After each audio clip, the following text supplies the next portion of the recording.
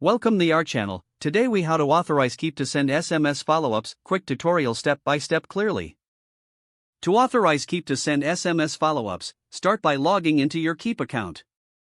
Navigate to the settings option in the left sidebar. Once in settings, locate and click on SMS settings. Here, you will see an option to connect your SMS provider. Select your preferred SMS provider from the list. You will be prompted to enter your account credentials for that provider. Fill in the required fields with your SMS provider account information. Make sure to review the permissions that Keap will request. Confirm that you are comfortable with the permissions and click Authorize. After authorizing, you will be redirected back to the SMS setting. Next, verify that your SMS provider is showing as connected. Return to your dashboard to create your SMS follow-up sequences. Choose the Campaigns option from the left menu.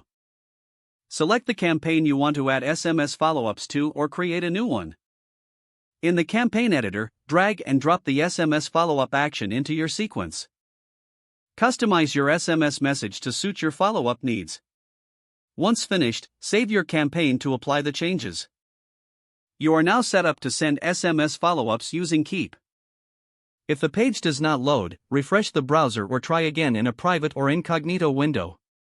Make sure you are using the correct email address, then retype it carefully to avoid small typos.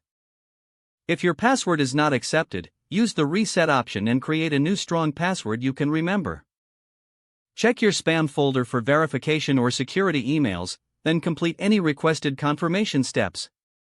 Enable two-factor authentication if available to improve account security and reduce unauthorized access risk.